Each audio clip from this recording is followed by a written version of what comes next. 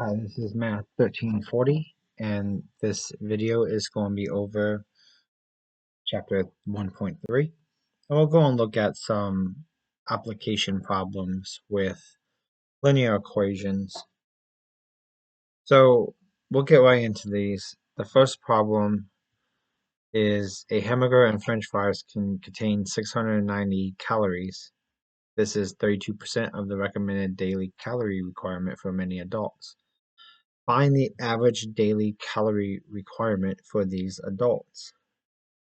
So when it says it's 32% of the daily requirement, we have to write this as a decimal. So 0.32 times whatever the daily requirement is equal to 690. Then we can solve for D. D is equal to 690 over 0.32. You can do that in a calculator.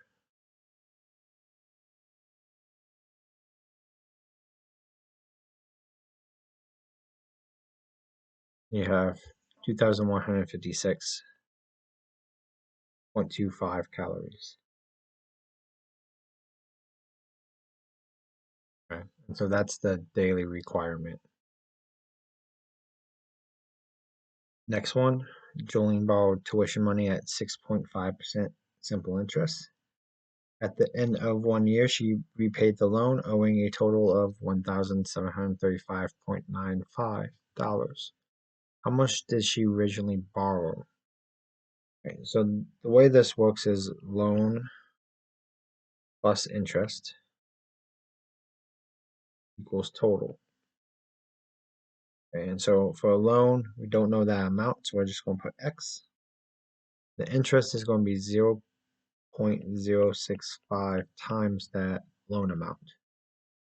And that's going to equal $1,735.95, what she paid. So when we solve a linear equation like this, we want to factor out the x. We end up with 1 plus 0.065, and that can be added together. We get 1.065. That's equal to 1,735.95. We haven't done anything to that side yet. And then we can divide over the 1.065.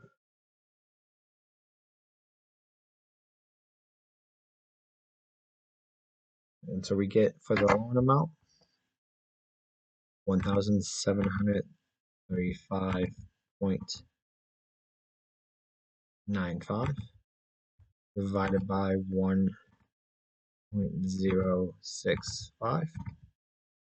That ends up being 1630. Yeah. This one's going to involve geometry. A rectangular garden has a perimeter of 268 meters. If the width is 28 meters less than the length, find the dimensions of the garden. So a perimeter for a rectangular is 2 widths plus 2 lengths is your perimeter. And so the width is 26 meters less. We can say the length is the width plus 26. So we can include this in for the length.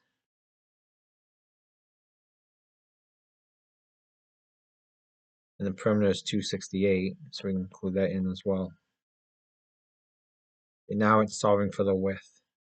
So we'll distribute the 2.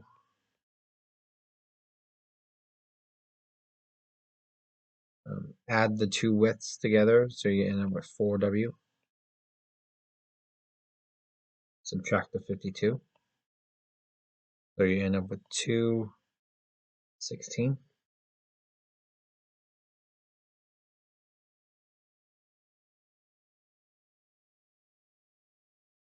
And then divide this by 4.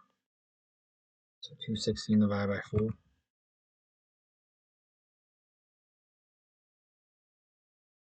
You get 54. So that's your width. And now to find the length, we already have our equation set for it. So it's 54 plus 26, 60, 80. So your length is 80, your width is 54.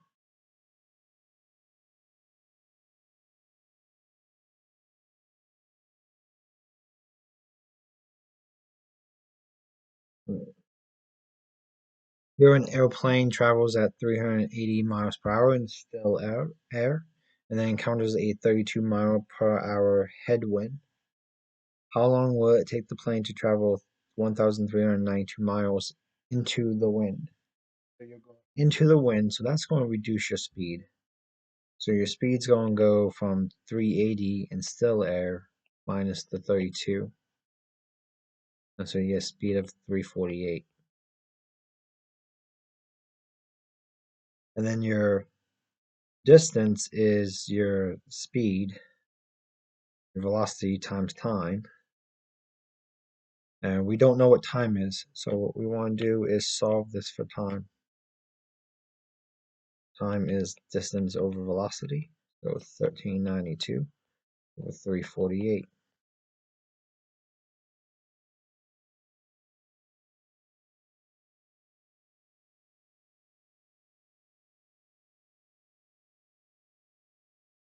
We get 4 hours.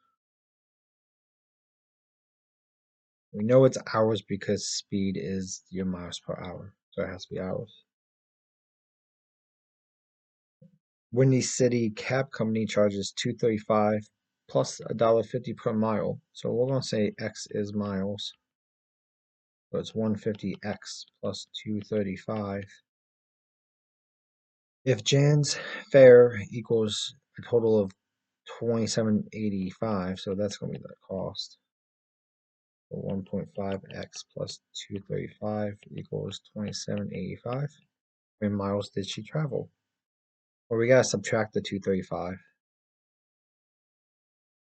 So that would be 0.5, 0.5, 0.5.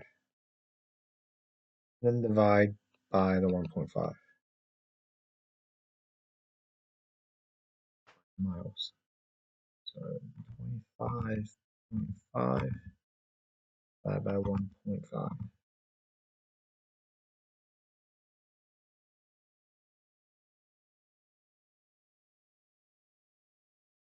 We get 17. 17 miles.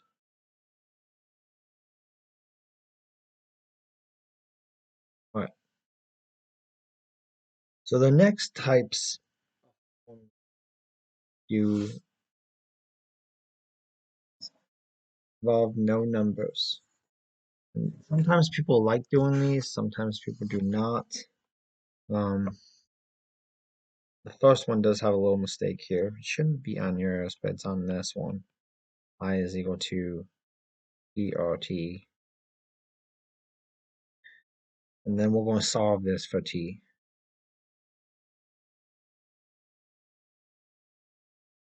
But a lot of people either they really like this or they really don't. You gotta just think about this is what would you do with numbers and you're doing the same thing with variables. So if we're going to solve for t, well, since p and r are multiplying t, we gotta divide everything by p and r. So the PR is canceled here. And so you get t by itself. So t is equal to I over p times r. The next one, we want to know this for h. And we have the volume is 1/3 base times height. To solve for h, we're going to multiply by 3. That cancels out your 1/3. Then you divide by b. We'll have 3v equals bh. So 3v over b equals h. So your height is 3v over b. We have ax plus by equals c, and we want to solve for y, and this is a very common one. First, we want to subtract over the ax. So we have by equals c minus ax. Then divide by b.